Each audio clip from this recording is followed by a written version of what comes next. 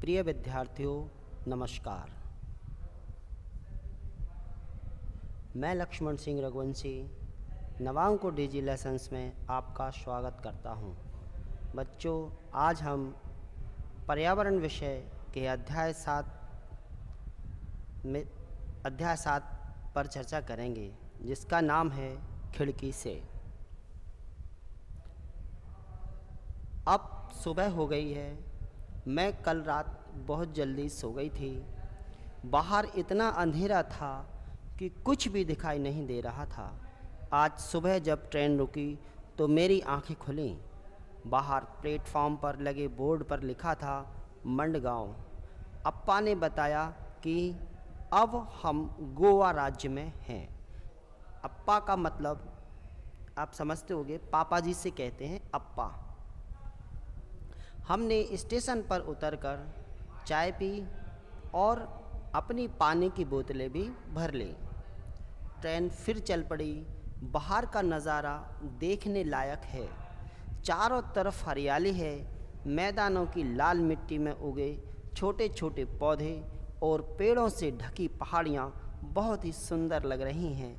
कभी कभी छोटे तालाब दिखाई दे पड़ते हैं। बहुत दूर पहाड़ियों के बीच पानी दिखाई दे रहा है। मुझे पता नहीं कि वहाँ नदी है या समुद्र। हवा ठंडी है, अहमदाबाद की तरह गर्म नहीं। ट्रेन अभी अभी एक रेलवे फाटक से गुजरी। दोनों तरफ फाटक के पार बसों, कारों, ट्रकों, साइकिल, स्कूटर, रिक्शा, बैलगाड़ी, तांगे में बैठे लोग ट्रेन के गुजरने का इंतज़ार करते दिखाई दिए। कुछ लोग तो अपनी गाड़ियों के इंजन बंद भी नहीं करते। रेलवे फाटक पर कितना धुआं और कितना ज़्यादा शोर था। मैंने देखा कि कुछ लोग बंद रेलवे फाटक को नीचे से झुककर भी पार कर रहे थे। कितना खतरनाक है यह। बच्चों, हमें कभी भी बंद फाटक, अगर बंद हो फाटक तो उसके नीचे से कभी नहीं निकलना चाहिए। यह दुर्घटना को निमंत्रण देता है। कभी कभी हमारी ट्रेन दूसरी ट्रेन के बिल्कुल पास से गुजरती है। मैंने और उन्नी ने डिब्बे गिनने की कई बार कोशिश की, पर दोनों ही ट्रेन इतनी तेज़ चल रही थी कि हमारी गिनती कभी भी मेल नहीं खाई। गड़बड़ ही हुई है। बच्चों, आज भी हम जब छोटे छोटे बच्चे रहते हैं, देखा होगा, आदत रहती है कि स्टेशन पर बैठे हैं, बेंच पर बैठे हैं, तो जब ट्रेन निकलती है तो उनके डब्बे गिनते हैं और एक दूसरे से पूछते हैं कि क्यों, आपने कितने डब्बे गिने और हमने कितने गिने। तो दोनों ऐसे आपस में चर्चा करते हैं। ऐसे ही ओमना भी चर्चा कर रहे थे। ओमना ने पहले और दूसरे दिन खिड़की से बाहर जो नज़ारा देखा, उसमें क्या अंतर है।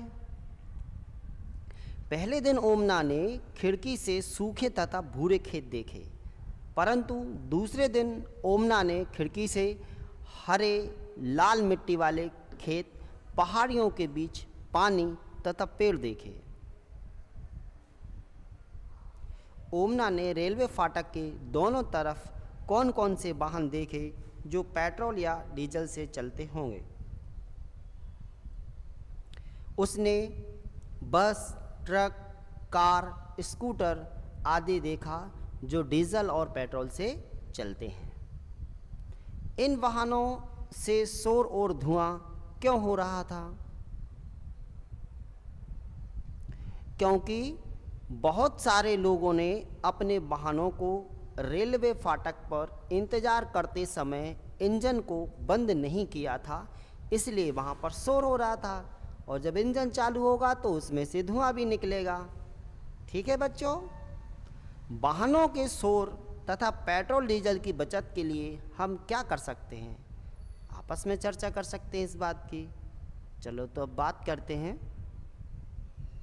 वाहन की रफ्तार 45 से 55 किलोमीटर प्रति घंटा के बीच रखें तो हम डीजल पेट्रोल की बचत कर सकते हैं। और दूसरी बात यह है कि वाहनों के टायरों में हवा का दबाव सही होना चाहिए उससे भी हम डीजल पेट्रोल की बचत कर सकते हैं। कुछ लोग रेलवे फाटक तब भी पार करते हैं जब वह बंद होता है। तुम इसके बारे में क्या सोचते हो? मैं खिड़की के पास आंखें बंद किए बैठी थी कि अचानक ट्रेन के चलने की आवाज़ बदल गई। खड़ खड़ खड़ खड़ खड़ खड़। मैंने आंखें खोली। अंदाज़ा लगाओ मैंने क्या देखा। मैंने देखा कि हमारी ट्रेन नदी के ऊपर बने पुल पर से जा रही थी। कितना बड़ा था वह पुल। पुल पर से जाते हुए ट्रेन के पहियों की आवाज़ भी कितनी अलग होती है। मैंने खिड़की से नीचे झांका तो मुझे बहुत डर लगा। पटरी के नीचे ज़मीन तो थी ही नहीं, केवल पानी, और पानी ही पानी था। नदी में कुछ नावें दिखाई दे रही थीं और किनारे पर कुछ मछुआरे। मैंने उन्हें हाथ हिलाकर इशारा किया। पता नहीं वे मुझे देख भी पाए या नहीं। ट्रेन के पुल के साथ साथ दूसरे वाहनों के लिए एक और पुल भी बना हुआ था। वह इस पुल से अलग तरह से बना था। मुझे लगा कि हमारे जैसे पुल के ऊपर से जाने में ज़्यादा मज़ा है। जैसे आप देख रहे हैं, ये जो ट्रक और कार जा रही हैं, ये इनके लिए पुल बना था, लेकिन यही पुल ये दूसरे प्रकार का पुल था जो ट्रेन के लिए बना था। यहाँ से ट्रेन गुज़र रही थी। चलो अब क्वेश्चन आंसर पे चर्चा करते हैं। कुछ देखते हैं कि आपने क्या सीखा। क्या तुमने पुल देखे हैं और कहाँ देखे हैं? हाँ, मैंने बहुत सारे पुल देखे हैं। इलाहाबाद में गंगा पर बना पुल इसका एक उदाहरण है। क्या तुम कभी किसी पुल पर से गुजरे हो और वो कहाँ से गुजरे हो? तो हाँ, मैं पुल से गुजरा हूँ। होशंगाबाद में नर्मदा नदी पर बना एक पुल है जिस पर से मैं गुजरा हूँ। पुल किस पर बना था? तो पुल गंगा नदी पर बना था। तुम्हें पुल के नीचे क्या दिखाई दिया था? तो पुल के नीचे पानी था और पानी में कुछ नावें थी। पता करो पुल क्यों बनाए जाते हैं। पुल नदी तथा घाटी को पार करने के लिए बनाए जाते हैं। ठीक है बच्चों, पिछले कुछ घंटे बहुत ही मज़ेदार रहे। नाश्ता करने के बाद मैं ऊपर अपने बर्थ पर लेटकर कॉमिक पढ़ने लगी। बाहर बहुत तेज़ धूप खिली थी। अचानक बिल्कुल अंधेरा हो गया। थोड़ी ठंड भी लगने लगी। मैं बहुत डर गई। कुछ ही देर बाद ट्रेन के अंदर की बत्तियां जल उठीं, पर बाहर बिल्कुल धूप अंधेरा था। किसी ने बताया हम सुरंग से गुजर रहे थे। पहाड़ को काटकर बनी सुरंग। ऐसा लग रहा था जैसे सुरंग खत्म ही नहीं होगी। जैसे अचानक अंधेरा हुआ था, वैसे ही पहले की तरह भरपूर रोशनी हो गई। खिड़की से बाहर चमकती धूप, रोशनी और हरियाली थी। ट्रेन सुरंग के बाहर निकल चुकी थी। अप्पा ने बताया कि हम पहाड़ के दूसरी तरफ पहुंच गए हैं। तब से अब तक हम 4 और छोटी सुरंगों में से गुजर चुके हैं।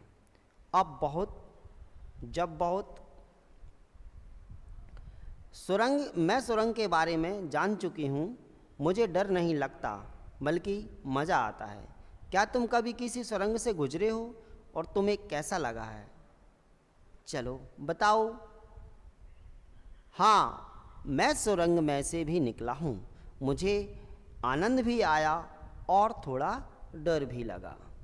गोवा से केरल तक के रेल के रास्ते में 92 सुरंगें और 2000 पुल हैं। तुम क्या सोचते हो, इतनी सुरंगों और पुलों के होने के क्या कारण हो सकते हैं? तो गोवा के रास्ते में ट्रेन को समुद्र के किनारे तथा पहाड़ियों से गुजरना पड़ता है, इसलिए उन्हें पार करने के लिए इतनी सुरंगों और पुलों को बनाया गया है। ओमना ने पुल के नीचे जो नज़ारा देखा उसे पढ़कर उसका चित्र कॉपी में बनाओ। जो पुल पर से जब ओमना गुजर रही थी तो उसने नीचे क्या क्या देखा इसके बारे में आपको बताना है। चित्र बनाओ और उस पर लिखो। कल्पना करो अगर सुरंगें और पुल ना होते तो ओमना की ट्रेन पहाड़ और नदियाँ कैसे पार करती? फिर तो संभव ही नहीं था। अब दोपहर हो गई। हमने उद्दीपी स्टेशन से जो गर्मा गर्म इडली बड़ा ख़रीदा था उसे खाया। वहाँ से हमने केले भी खरीद लिए थे। वे थे तो बहुत छोटे छोटे पर थे बहुत स्वादिष्ट। बाहर का नज़ारा फिर बदल गया। अब हम हरे हरे खेत और बहुत सारे नारियल के पेड़ देख पा रहे हैं। अम्मा ने बताया कि यहाँ चावल की खेती होती है। बाहर सब कुछ अलग दिखाई दे रहा है। यहाँ के गांव और यहाँ बने घर। जानती हो यहाँ के लोगों का पहनावा भी अहमदाबाद के लोगों से अलग है। ज़्यादातर लोग सफ़ेद या क्रीम रंग की सूती धोती और साड़ियाँ पहने हैं। अहमदाबाद से हमारे साथ चले बहुत से लोग बीच के स्टेशनों पर उतर गए। कुछ और लोग भी चढ़े। शाम 6 बजे तक कोझीकोड पहुँचेंगे। सुनील का परिवार वहाँ उतर जाएगा। हमने एक दूसरे का पता ले लिया है और अहमदाबाद में मिलने की योजना भी बनाई है। तुम्हें भी सुनील और एन से मिलकर अच्छा लगेगा। अब चलो कुछ प्रश्नों पर चर्चा करते हैं। तुम घर में कौन सी भाषा बोलते हो? हम जो घर पर जो भाषा बोलते हैं वो भाषा कौन सी है? मैं घर में हिंदी भाषा बोलता हूँ। गुजरात से केरल पहुँचने तक ट्रेन हमारे देश के किन किन राज्यों से गुजरी है पता करो और उसकी एक सूची बनाओ। ठीक है बच्चों, आपको अपने दिमाग से देखना है और उन राज्यों का भी पता करना है और अपनी कॉपी में लिखना है। क्या तुमने नारियल पानी पिया है? कैसा लगा है बताओ।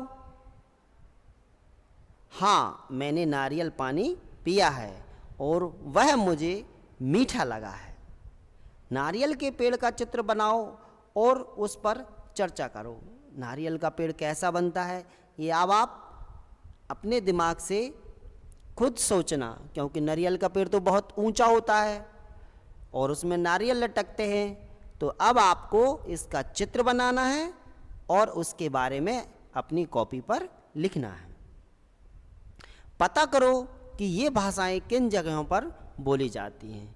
यहाँ पर भाषा दी हुई है जैसे कि मलयालम, कोंकणी, मराठी, गुजराती, कन्नड़, और जहाँ ये बोली जाती हैं वहाँ उन राज्यों के नाम लिखना है। तो चलो पता करते हैं कि मलयालम कौन से राज्य में बोली जाती है। मलयालम केरल राज्य में बोली जाती है। कोंकणी गोवा राज्य में बोली जाती है। मराठी महाराष्ट्र में बोली जाती है। गुजराती गुजरात में बोली जाती है। और कन्नड़ बोली जाती है कर्नाटक में। ठीक है बच्चों, अब रात हो चुकी है। हमने अपना सामान संभालना शुरू कर दिया है। लगभग 3 घंटे में हमारा स्टेशन कोट्टायम भी आ जाएगा। वहाँ हमें उतरना है। आज रात को हम वली अम्मा के घर जाएंगे। वहाँ से सुबह बस में बैठकर अम्मू माँ के गांव के लिए रवाना होंगे। सभी बहुत थक गए हैं। आज ट्रेन में हमारा दूसरा दिन खत्म होने को है। बाप रे, कितना लंबा सफ़र तय किया है हमने, पर मज़ा भी बहुत आया है। अब मैं लिखना बंद कर रही हूँ। अम्मू माँ के घर पहुँचकर ही फिर डायरी लिखूँगी।